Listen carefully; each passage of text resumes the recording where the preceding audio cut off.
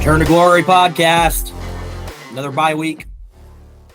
Took last midweek episode off. We're back here on Monday evening, November 11th, just after the big announcement of Dana Holgerson being officially named the offensive coordinator for the rest of the year.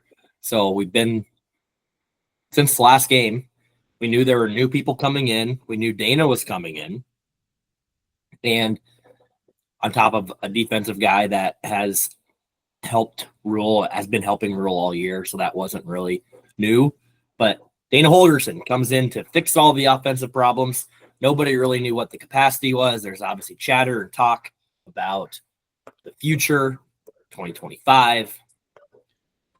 And Rule just came out and said it. He's calling plays the rest of the year. It's only a reflection of this year, he says. This is not an indictment for the future. I think he's taking it on a very game-by-game, day-to-day basis, which I think is smart. I think Rule, as he's always been, very political, has a good political sense, a very good idea of what people are going to make a big deal about. And he's basically just saying, oh, this is where we're at. This is what we're deciding. This is what we're doing for the rest of this year. And who knows where it could end up in the future.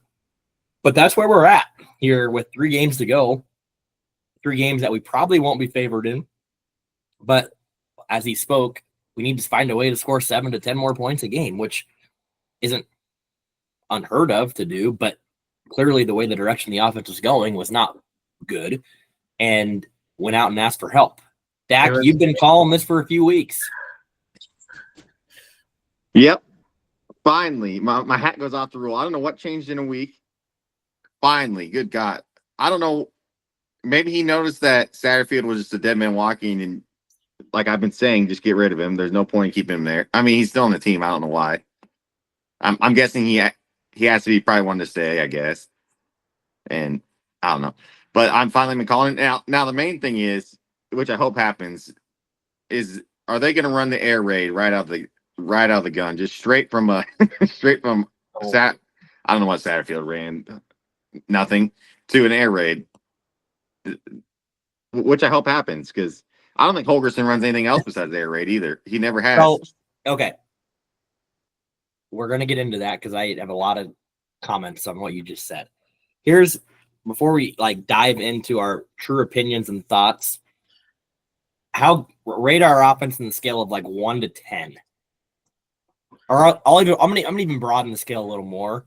Let's go 1 to 100. Where would you our offense in total? Where was our offense at before? I'll say immediately after last week. We're not grading it. This is on a true 0 to 100 scale. 0 just being count wise? No, just our offense in general. Our offense, 0 being the absolute worst offense ever, to 100 being the best offense that college football's ever seen. 41. I was gonna say 40. God, you guys are a lot higher than I would put it. I'm looking at this as a bell curve. It's not good. You know? You guys, I would have it down at a 20. Ooh, I don't. Our offense was not good, guys, at all. Production-wise, it was bad. I mean, look at where we ranked in the country and everything, which includes some bad teams. Yeah. I guess I rank it that way because I will say this: if you guys both had it a 40 out of 10, then I think the decision to displace Satterfield was a completely wrong one. Oh, interesting. Okay, then I'll go 10. Wow. I'm if you guys think 40 out of, that's close to average. It's an average Division I offense. You guys think I think there's some bad offenses out there. There are some bad offenses out there. There's some really but you wouldn't say our offense has been bad? I think just in the Big Ten alone, you're better than Michigan, Iowa. Are we? Iowa? Yes. I would, yeah. I would take your offense over Iowa's. Did this bye week just like make you guys Rutgers, your what bet. happened in the UCLA game, what happened in the Indiana game, Ohio State, there were some good things. What happened in the Purdue game, the Rutgers game, our offense was not good in any of those games. Dak, I'm mainly talking to you because you've been the one that's been saying it's so bad, and then you just said 40 out of 100. So now I'm like, well, maybe. Well, and I was thinking talent wise. Now, if you, I'm not. I just said rank our offense 0 to 100. You said 40. all right, I'm dropping that down. I was thinking more of Stick to what it. Stick to it if you believe it. No, I was thinking more of what they should like. Not should. Where are we at? Where is our offense at? 0 to 100. Where's our offense at? Yeah, it's lower than 40, 20 to 25. I think you're. So out of 100 FBS teams, you'd probably be 75th. I'd say around there. We're 96 out of 122. Okay, so even lower than what I said. I mean, that's about a quarter. I just think play calling has a lot to do with it. Like, and maybe I'll be wrong. Maybe they come out and throw 6 picks. Who knows? But I just thought it was a lot of play calling. Okay, so now that we got Dak settled, Austin, are you changing? Like, I'm at like 20. I'm gonna go 15 to 20 as far as our offense, like how it was performing, how effective it was, everything, play calling, talent wise, everything to do with our offense. I'm gonna put us at 15 to 20. You could probably talk me down to 35, but I don't know if I feel like I need to go because I think there's talent there.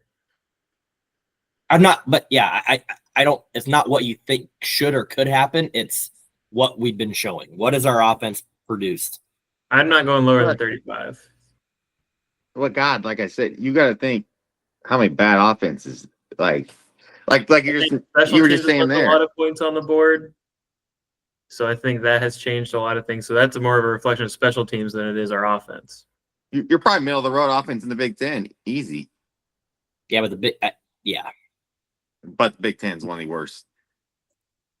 So whatever. That was the initial comment. Now, after hiring Holgerson, or naming Holgerson as our offensive coordinator, now where are we at? The same. I really don't think it's going to impact us that much. I really don't. Dak? I think a lot better because I think you could put anybody with a brain in there and you'd have better offense. But it'll be interesting to see. I mean, you can't run the ball already, and he's not going to run the ball. So I don't think that's going to change. But you're actually going to air it out now. I don't know. Now that Real is hurt, you have an opinion? You have a thought? What are you doing with your number? I'm thinking let's go from 25 to 30 for now. Okay. So not much. I just don't think the air raid is going to work that great. I'm not moving it at all either. I think the general and Dak, I think, speaking for a lot of Husker fans, is just generally speaking, this is what they think is going to happen. This is what his background is. I think this takes away from and gives people hope again. The hope's the key word. You hope that whatever he comes in and does works. I'm not moving my number until I see it. Now, I will say it was a good move simply because the fact of where I had him at 15 to 20, it can't go down much further. Like the floor, we're almost there. Now, you guys had him quite a bit higher. So, in theory, if things don't, whatever this decision was, isn't good, then I guess it could go down a lot. In my doomsday scenario, Holgerson comes in and, Dak, I agree, he does come in and does try to throw it 55 times a game, and that just does not fit what we have at all. That could happen. I don't think that it will, but that could make things worse. We could start turning it over a lot again and really not move the ball at all and not take any time off the clock. That could happen.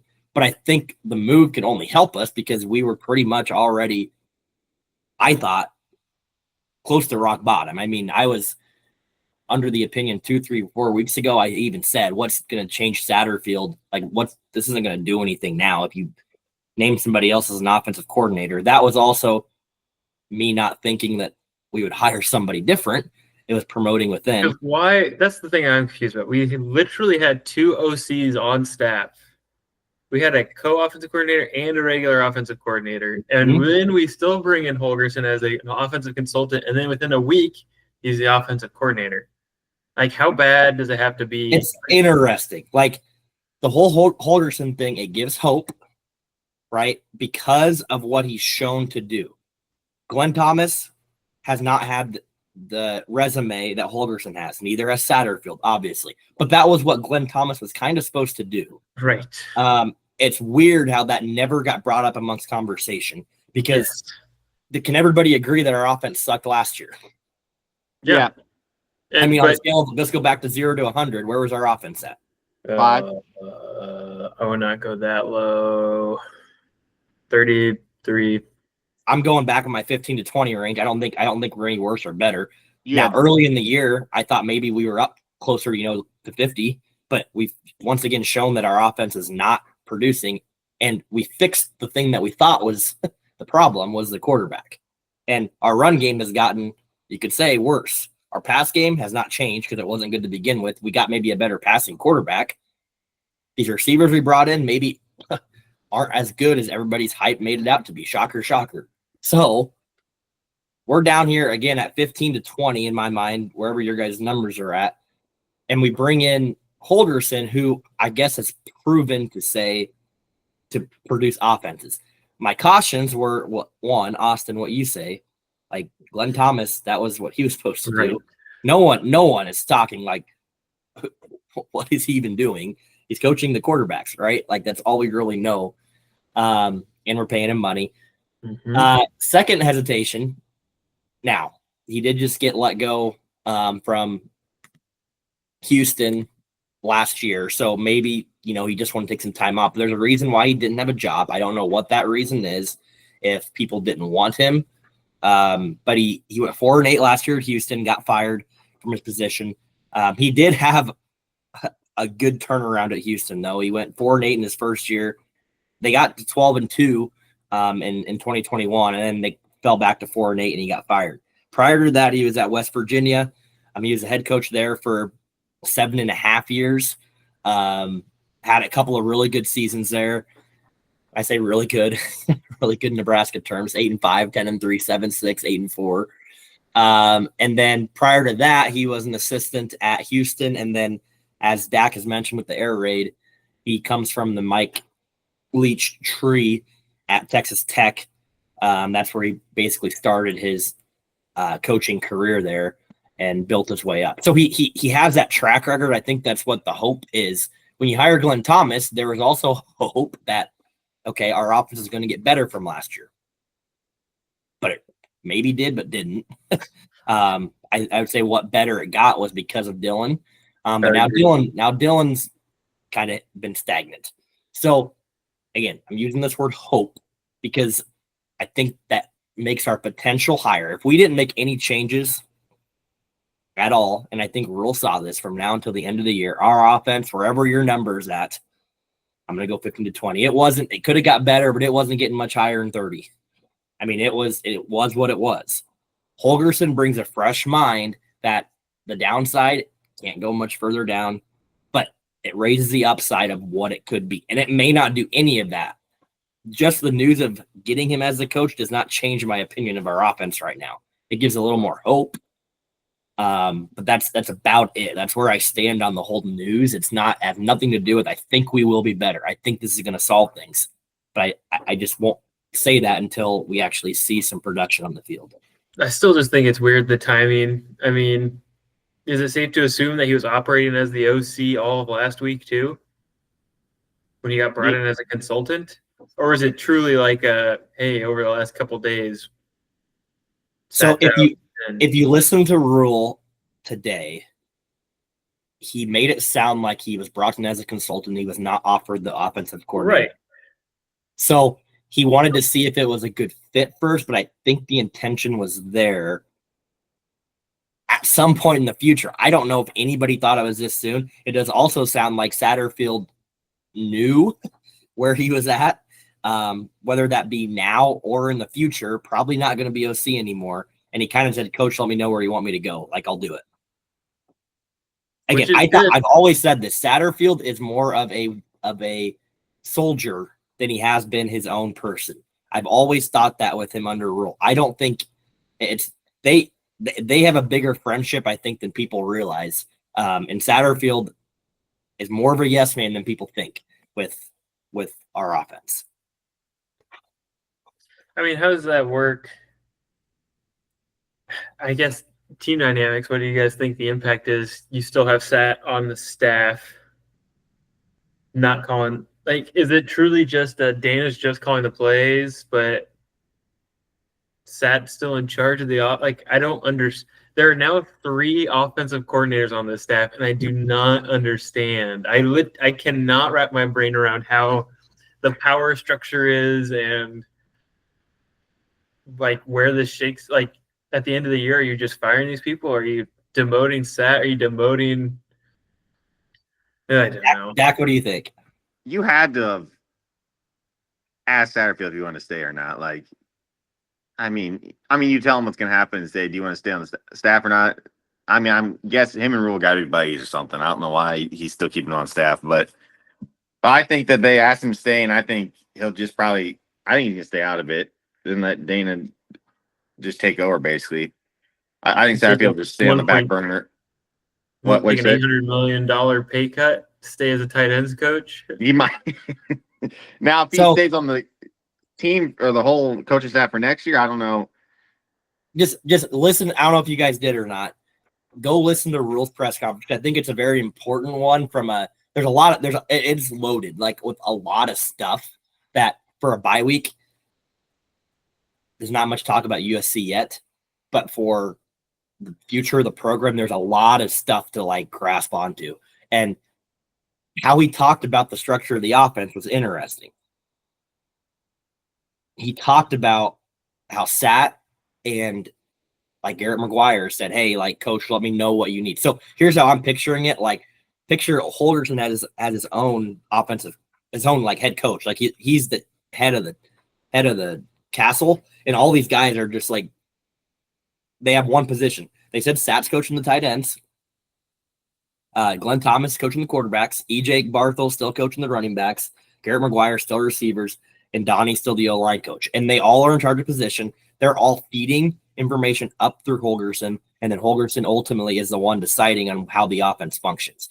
I don't think the players are going to be as affected. I say I don't think. I hope they're not affected by it all because they can't be idiots. Like our offense was not producing. So they got to know, okay, that wasn't working. And there's no real change. You know, Sat was already coaching the tight ends, and then he was also the OC. So, I mean, really, you just took away one responsibility that now you're not going to have that much interaction with him as far as like quarterbacks and receivers and stuff. And I completely some people are complaining about Sat staying on staff and the money thing. Why are we still paying this guy? I agree. We're not going to be paying him an offensive coordinator salary probably in the future. But money thing is now when we talk about the stadium and Troy Dannon and his conversation with the Husker Online guys, a little bit different topic, but like money thing is, I know people say, oh, we're paying all the past coaches all this extra money. Well, and unfortunately, it's a society and college football landscape that we live in. Like coaches are going to get paid. It's just the reality of it. And it might not be quote unquote fair. And you think that they're making too much money. I totally get it, but that's the reality. That's the market.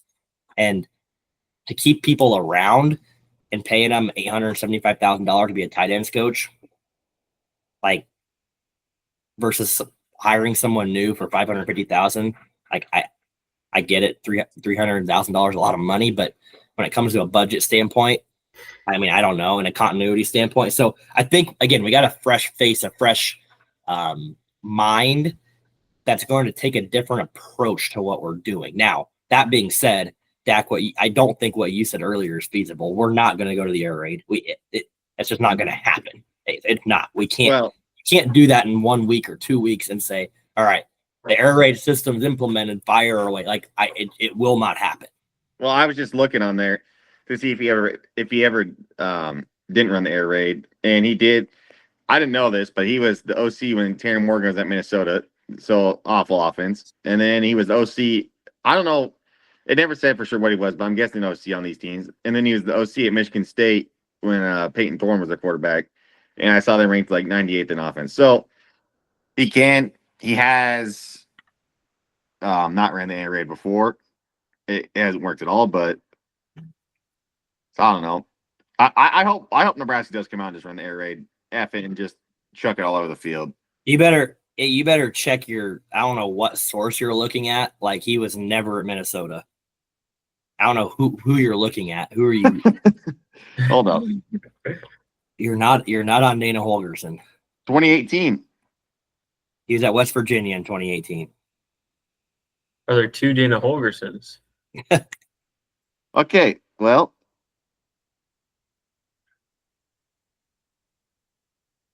I don't know what you. Yeah, I don't know what this. But here's okay. So you're hitting on a point I want to get to because I think it's important when people think about. Oh, okay. What? They were doing. They were doing two. Or they're like comparing these offenses to his offenses. So he was never at any of those teams. So just act like I didn't say that. Quality journalism here, folks. You're getting on the hot seat just like your Oklahoma team. You're on the hot seat for bringing that up. The more you read. So what Holgerson's style or what his coaching tree stems from is Mike Leach. I think the casual fan definitely categorizes coaches, any coach, any sport, into this coach likes to run or their style is this. And I do think that given the ideal situation, everybody knows what they know and what they grew up on, what they were taught, what they believe in. Now you can obviously expand your library of systems and schemes as a coordinator, as a coach of any sport. But ultimately what you believe in and what you know is what you grew up on. So that's going to be in there. Now, I think there's this big scale here, and I'm putting on two spectrums. We kind of mentioned it last week. There's a scale of like, this is the offense I'm going to run given whatever players I have. This is what I believe in. This is what I know. This is all I'm going to do. I don't care who I'm given. I don't care what the team has, and I'm going to do that. Then there's the flip side of saying, I'm not going to do anything. I'm going to wait to see what my team has. And I'm going to do everything that fits the team the best. And I don't care what my beliefs are, my thoughts. If a team has all 99 speed receivers and fits the air raid, then I'm going to come in and do that. So I think that there's a scale of a lot of scales today, 0 to 100. Every time this situation that's happening now, it falls somewhere in the middle. Now, sometimes I think it can lean more towards this is what I believe in. This is what I'm going to do. I don't care the players. I think we saw that with Scott Frost early on. Scott Frost came in and said, I'm going to do what I want. And he tried, but didn't have the players to do that early on in his year. I don't think he was 100% doing everything he wanted to. They were still somewhat trying to fit what we had. There's also a situation where you come in and Holgerson, I think, is going to do this a little more. Okay, here's what we actually have. So what we're hoping is him identifying the players that are on this roster during this 2 weeks. He's going to be able to put something together from a schematic standpoint, from all of his past coaching tree history success that he's had, and produce something better than what it is now. I think that's very possible. I think hiring somebody with the experience that he has is going to help. Now, that experience, the caveat is more of that air raid coaching tree, but he just doesn't just know that. He knows other things. So anyways, that's my thought on like when he comes in and what he's going to try to do. It falls somewhere in the middle. We don't know where that's going to be. You hope that he uses what we have, but again, some people would ask, what do we have? Listen, you honestly hope that he just has pre-snap motions. I mean, just doing that, you're going to feel better about everything. He's been in football way too long to only know the area. Like he definitely knows some offenses to run. Like you said, that's his specialty. So he's gonna come in and find an offense that work best for the players that Nebraska has. And it'll be like, I do think he'll be a lot more pass happy, that's for sure. But so you're right. What you just said, he's going to fit what we have, but he's gonna merge his concepts and ideas of his system into it. So again, there's like this middle ground where nobody really knows what it's going to look like, but we just hope it produces something better. The hard part is there's 3 games to do it, and it's hard to know how far do you go with implementing new stuff versus your current stuff. The only thing that you can hope is that Holgerson knows what that is, and at this point in the season, and you're kind of throwing your chips at him and saying, "Here you go." Like, I mean, it's help. kind of high. I don't want to say high risk for Holgerson, but if you come in and the offense somehow looks a little bit worse or not better, and we don't make a bowl game, maybe for him, I think there's almost I don't know. I think there's very little risk for all parties involved, I'll be honest, because I said, we were at a 15 before. So yeah, there's a risk that we do get beat our last 3 games and look like dog shit still on offense. Like, no one's going to say, oh shit, well, shouldn't have brought Holgerson in. No, it's already been like really bad. So it's not like it's going to ruin everything. That's why when people have asked me, what are your thoughts? I'm like, it can't hurt. Like, what's it going to hurt? Because if it does go south, it can't go south much further offensively. I guess we could start turning it over again and lose our last games by 40 each. I guess that could happen. But are we favored to win any of these? Maybe Wisconsin at home. I don't know. Well, it's basically like a 3-game interview he's on right now, and I don't think he's like if it doesn't work out, I don't think he's gonna be too beat up about it. He's already set for life with. I don't think it's a 3-game interview. I don't think that way. You think he's for sure come back next year? No, I don't think he has anything to prove here as I'm deserved to be the head coach or the offensive coordinator. I don't think he has anything to prove. I think he's coming in with a fresh set of eyes and he's going to do his best, and it's going to be up to him ultimately up to him whether he comes back or not. I truly do. I don't think that if it's a disaster, people are going to go, oh my God, Holgerson was terrible. I don't think that's going to happen. The only reason why it could happen is that people truly, truly, truly believe right now and have their expectations. When I say people, the decision makers have their expectations of our offense going from a 15 to a 60. I don't. I hope it does, but I don't expect that. I don't think Rule expects that. I just think we needed a fresh face and a fresh look because the current situation was not working at all. Yeah.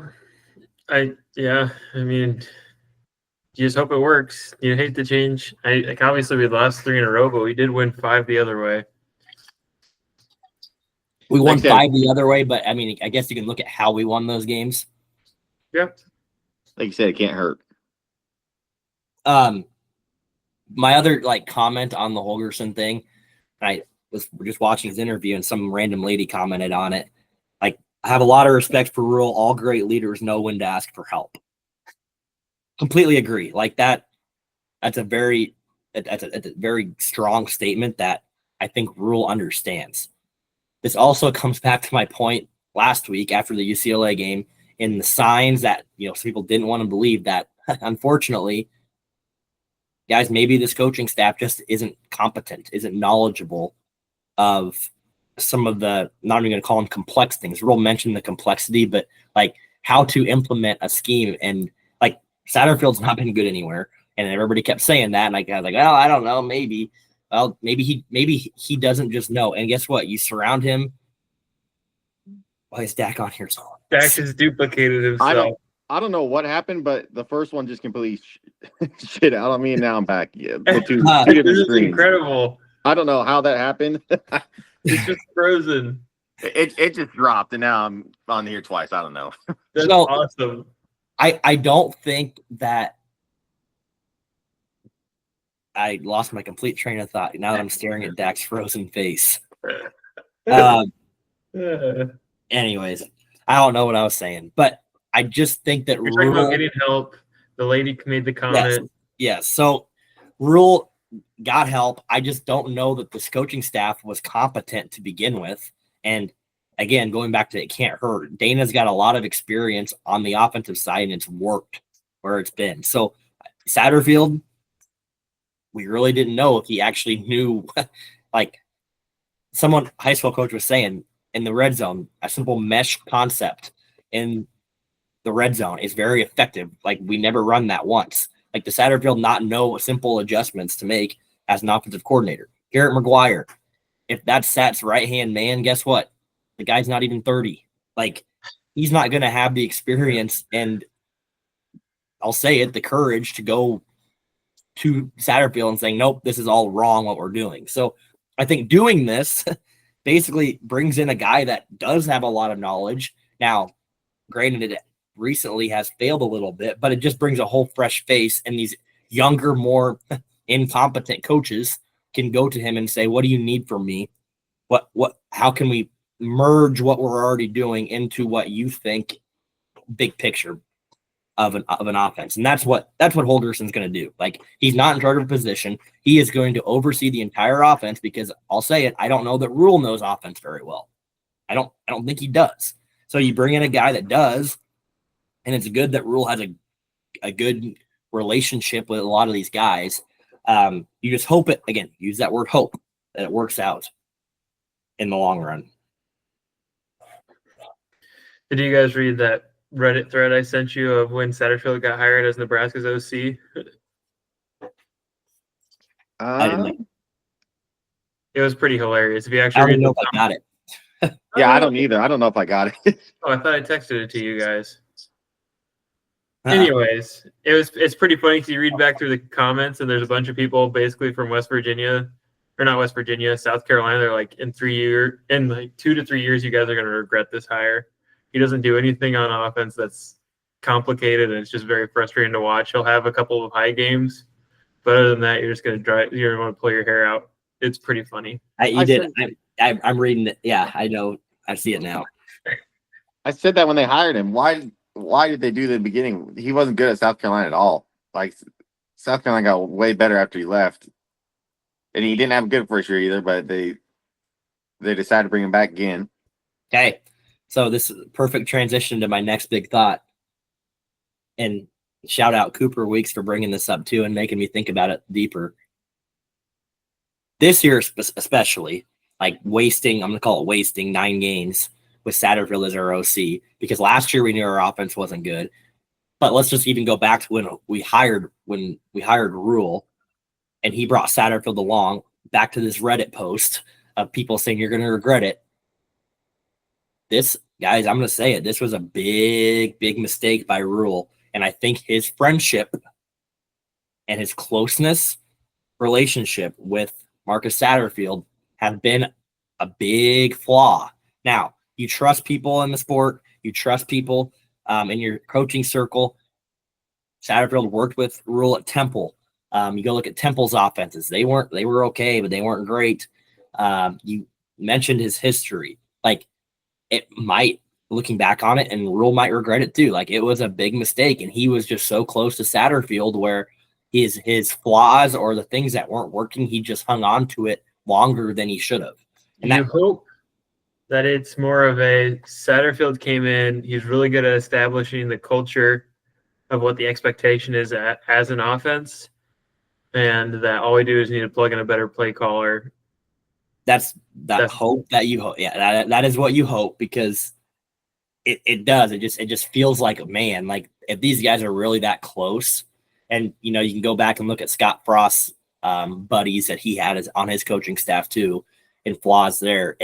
That can be tough. Like, your coaching staff obviously has to have good chemistry for things to work really well. But at the same time, you can be blinded by some of it if you trust him too much. And again, if Rule does not know his offense that well, and you say, Sat, it's yours, good luck. But Sat doesn't really know what he's doing, which is showing that he probably didn't, then that probably cost us and set us back in Rule's tenure. And that can't feel good.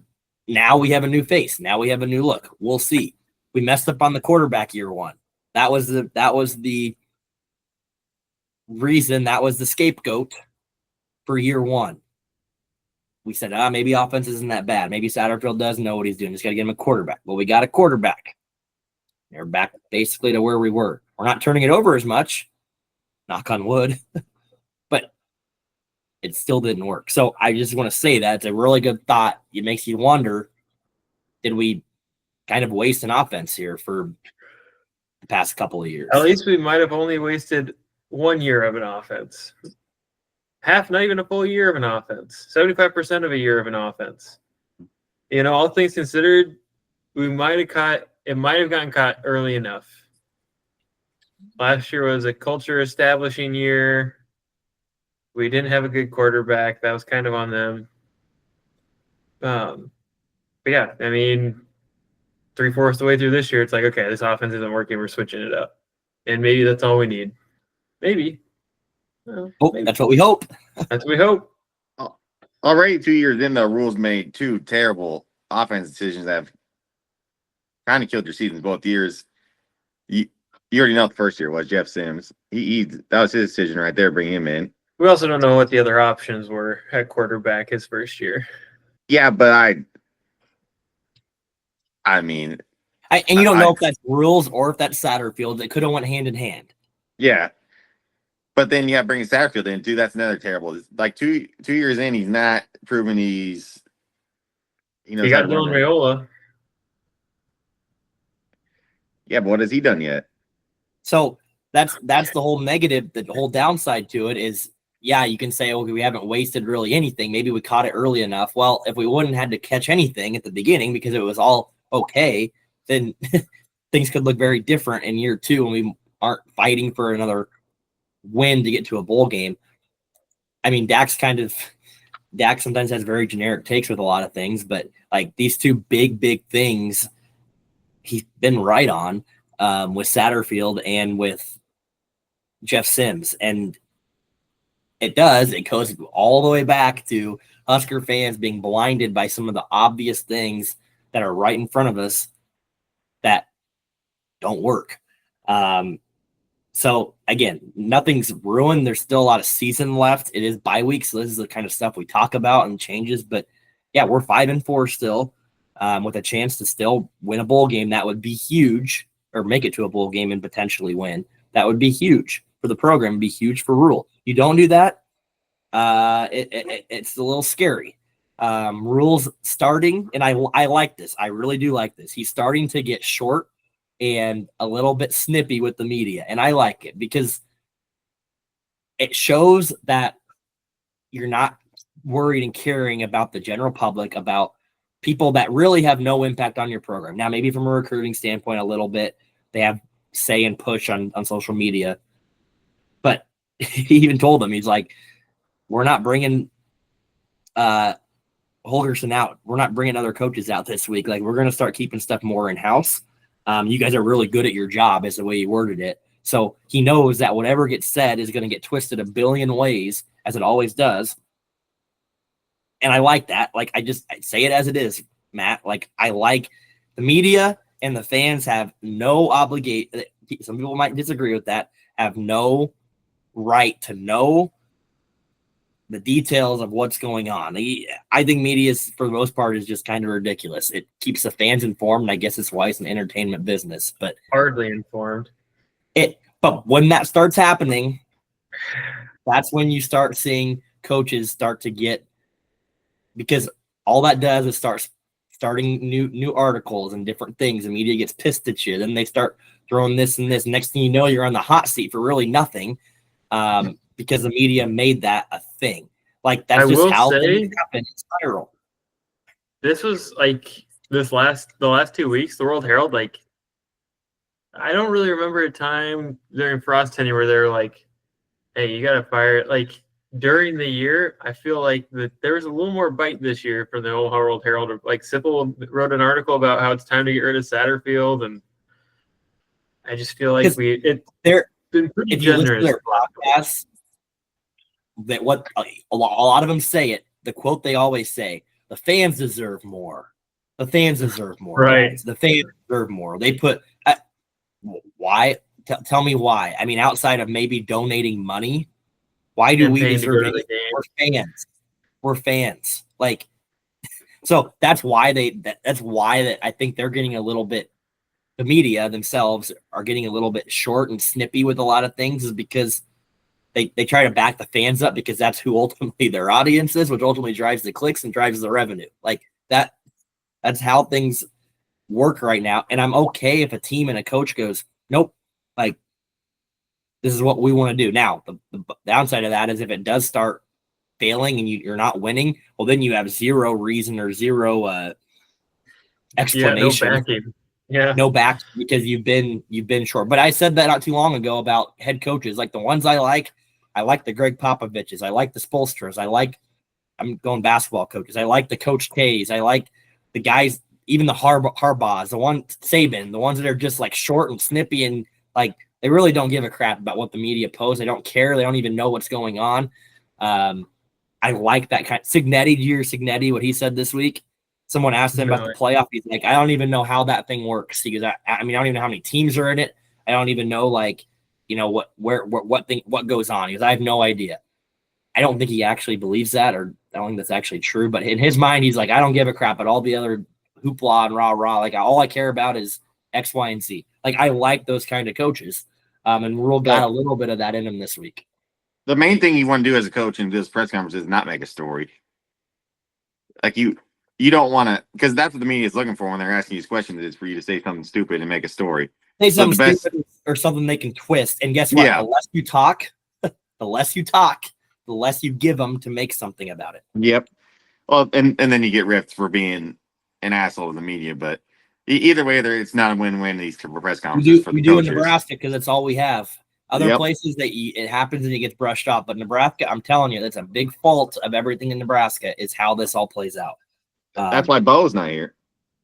Yeah, I mean, you saw it with Bo how quickly that went down. You saw it with Frost how that started going down. That's Mike Riley. Mike Riley kind of bowed himself out. So that being said, I want to transition a little bit to another bi-week topic here. Troy Danon did come on to one of those podcasts and talked about some of the stadium and I guess big picture plans for the university's athletic department.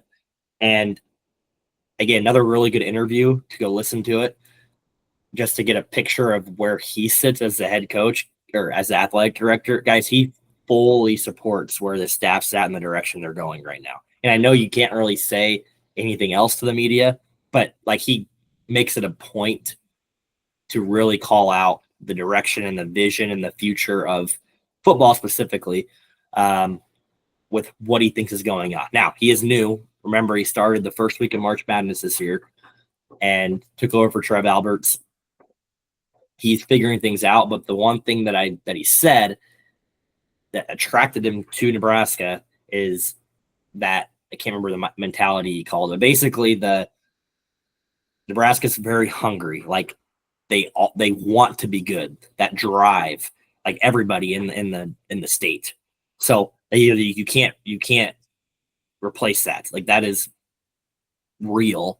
And as long as that sits here, we're going to be fine. And it allows you to build what you want as an athletic director. I thought that was very telling because of the opposite of that word is apathy. And that word gets thrown around more, especially with this next generation. We've talked about it. People are now talking about it more and more with the younger generation of fans. When apathy sets in, you don't even really know it's setting in because apathy is truly not caring. You don't even have an opinion on it because you don't even know it exists because you don't care. You're starting to see that more and more. I think Troy Danon knows he's not dumb. He can see that that's what could be happening. So this whole vamp of the stadium, of different things within the athletic department. We're getting alcohol finally at the stadium. New things are what keep people around. Now, we've talked about the bad things in the stadium, but I think he's trying to put together this new vision for Husker athletics, the football team especially.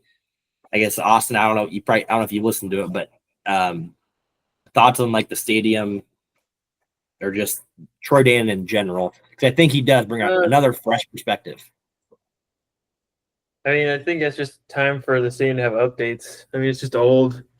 It's got a lot of years use out of it. They've got a brand new football facility. It kind of feels like a next logical step. I mean, beer sales, that's been something that's been talked about for a long time. And I just want to say, most major colleges now sell alcohol in their stadium, so we're just kind of catching up in some aspects. I think I like Troy Danon. I really don't know. He hasn't done anything to upset me, but I can't say I have any strong opinions about him yet. Dak, you're excited about beer sales. I can already tell. You know, I have to drink out in the parking lot. Yeah, we found out about that this weekend. But I think it's way too early to tell with your AD. Like you said, he came in with Trev just basically dipping out without telling anybody. And the stadium part of it, yeah, it needs some updates and stuff. I don't think it needs like a total revamp. It just needs more modern look. I think it feels like an older stadium to me, like the way it's built, and I don't know. The bathrooms need updated too, big When was time. the last But time you went to a game? it's been a while. I was thinking about that. Oklahoma, Nebraska. Okay. So here's my take on the stadium. So I don't know. The bathrooms last time I was there is still the freaking. It's still the troughs. It's still troughs.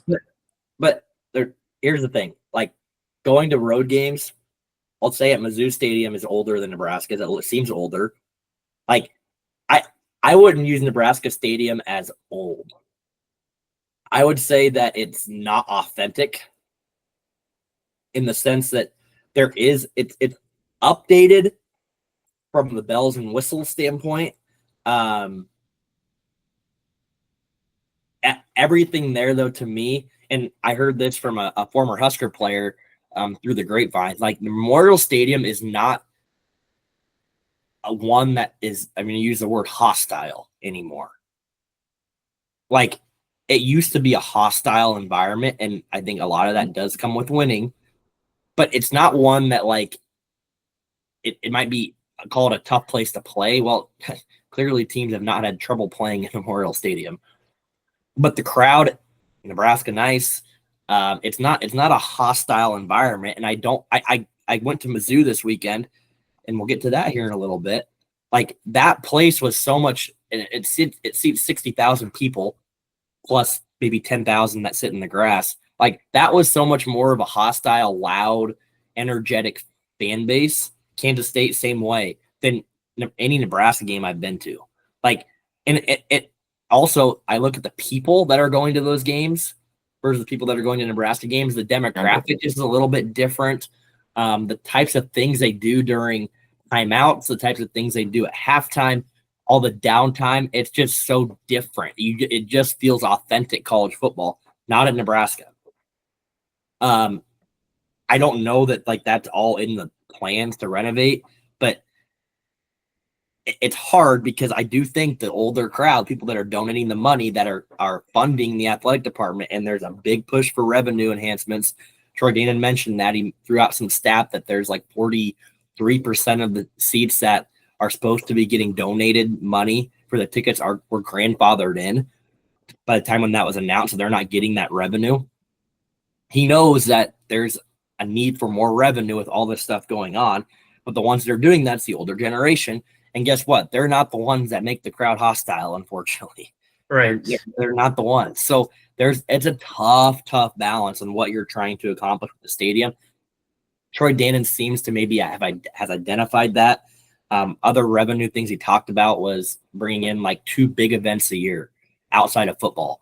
The Garth Brooks concert and then the Husker volleyball event that happened not too long ago.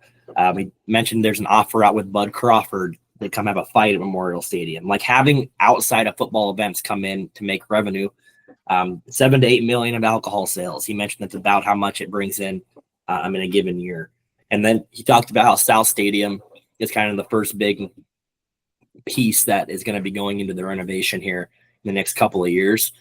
There's a lot there. Again, win football games, it's going to make things better.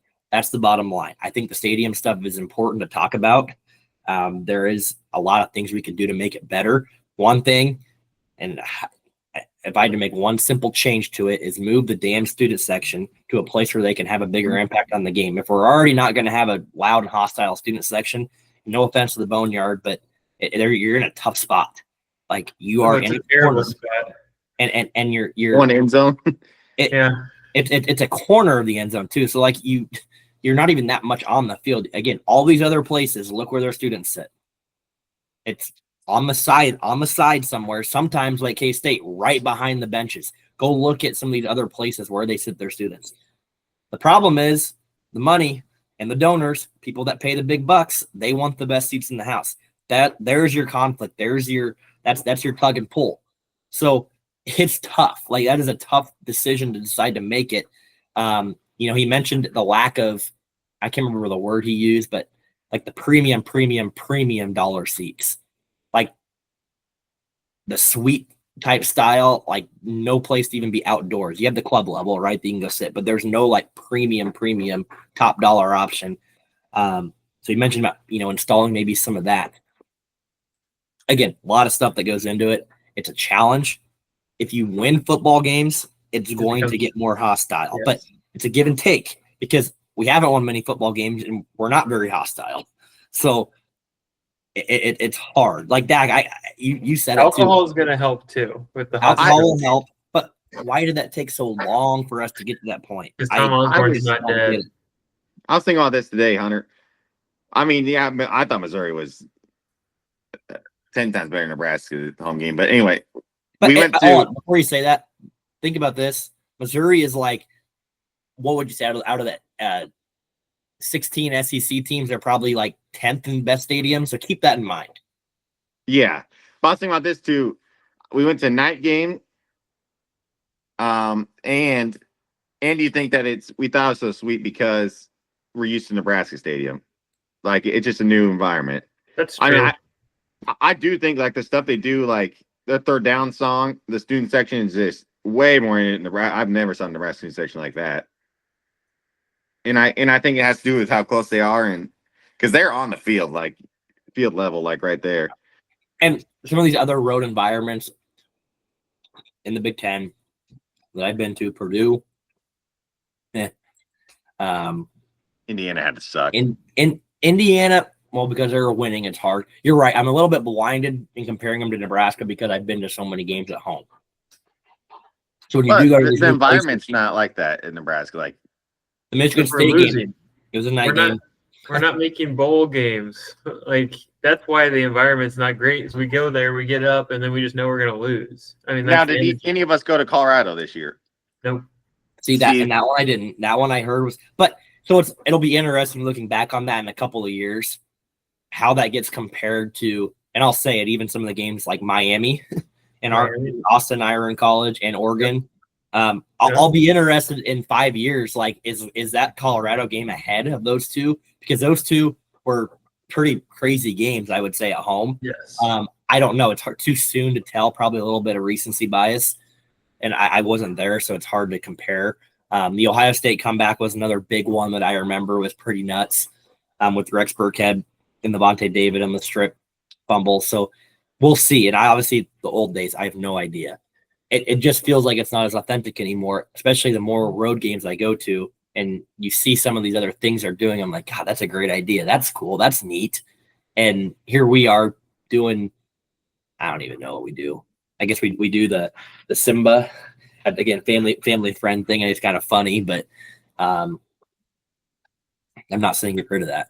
It's a very different feel, and if you win, it changes. It does. Like the Will Compton thing, that was fresh. Like that was new. That brought, I think, a little bit of hype and liveliness. But guess what? The old people probably were like, "Hey, get that stuff out of here! Like we don't like that stuff. Guy. We don't like." You know what I mean? But that's kind of the fan base. That talk about the demographic of who's at the games. That's what they do. And you sit around them. I'm like Dak, how much did we sit in that Missouri game? I did on the very last play, but besides that, I didn't. How much was the tickets for the Missouri game? 130. Yeah, we paid 130 for. I mean, we were 30-yard line, 30 rows up. Oh, okay. So, I would say that environment's better than any Husk game I've been to. No, we stood about the whole game. Like it's just weird. And again, night game, and everybody around you's into it too. Like, yeah. Versus when I go to Indiana, I can't remember if I told the story on the podcast or not. I go to Indiana and I'm sitting in the Nebraska stands up top, like in the corner, and there's probably 30 rows, 3 sections wide of Nebraska fans. And the very first drive, I'm standing up and there's a lady behind me, a Nebraska fan. And I noticed that we were standing and she didn't want to stand. So I kind of leaned over to the side so she could see through. And she goes, "Oh, no. Don't worry about it." She goes, I'll just look through you. I'm like, "Oh, okay." I was like, she's like, "No, trust me." She goes, "No different than any home game, but I can never see a damn game there anyways." And I goes, "I guess I have the right to yell at you now, though." And I was like, holy, like this is the first drive of the game. And I have a Nebraska fan on a road game. Like, she wasn't shooting me out, but she made a sarcastic comment about me standing. Like it just, that's the whole mindset of a fan right now of what a Nebraska fan is. Even though we travel a lot, it's just so strange. It's so different. Yeah, I mean, Missouri they're winning right now. I mean, they're good right now. So I think, like you said, winning it doesn't cure all, but it gosh darn helps. Yeah, and it wasn't like it was a great game throughout either. And it was still loud the whole time. Like, I don't know. I think winning will help out a lot. But like, you guys don't even do, like, that was a blackout. You guys don't even do themes either, like a wide out. And I think that brings energy too. I agree. And that place was like a total blackout. Like everybody was. It's another weird thing that Nebraska doesn't do. Our alternate uniforms have sucked for years. Blame it on Adidas, I guess. I don't know, but the blackout we tried to a couple times, but it never seems to work out. I agree. Like there's none of that. All these other places do that, and some people think that's all a little bit like false. I don't know, excitement, but as a to be a hostile crowd, like that stuff matters. I think in game stuff, like being loud, that's the one place that you can impact a game or a season is being hostile. But I'll say it too nice. The comment rule made, like, don't be Nebraska nice until Sunday this week. Like that is the type of fans that you don't be mean, you don't be jerks. But be hostile. Like make it know to the players that like this is gonna be going to throw stuff on the field. Tortillas on the field, Texas Tech. Another thing that I think adds to it is that was a old Big 12 like rivalry right there. How many Big 10 teams do you like? Like Oklahoma and Missouri don't like each other. How many Big 10 teams do you not like? Your fans don't like each other. The problem is we haven't been good. So yeah, you haven't built any rivalries at all. We don't like a lot of teams, but they don't care about us because they kill us every year. Yeah. So you also don't have opposing fans like me coming in there yelling like right. Like even like the Iowa game, I feel like we're much more into it than Iowa is. Yep. Because we always lose. Yeah, like Michigan fans come here, they're not gonna say anything because they're expected to win. Yeah. They're confident. Yeah. All right. Well, I know it's a little bit sidetracked from the actual game, but we'll talk more USC on Wednesday here in a couple of days. There's something else we were going to talk about. Oh, I was going to mention Nebraska basketball. I had no idea what happened in the game. I haven't watched a single clip. I just know we won by 5. And the ladies also kind of barely won as well. Who'd they play? They play like a nobody? Yep. They were trailing after the third. They ended up winning by 10, but the boys' team's offense is going to be tough to watch. Bring in Dana Holgerson. You just call them the boys. The boys team. Men's team. The boys. Yeah. We'll see. It'll be interesting. I do believe we play Wednesday against Fairleigh Dickinson, the team that upset Purdue years ago. I think they got blown out by Creighton on Sunday, and then St. John's, I believe, is on Sunday, or St. Mary's. St. Mary's up in Sioux Falls.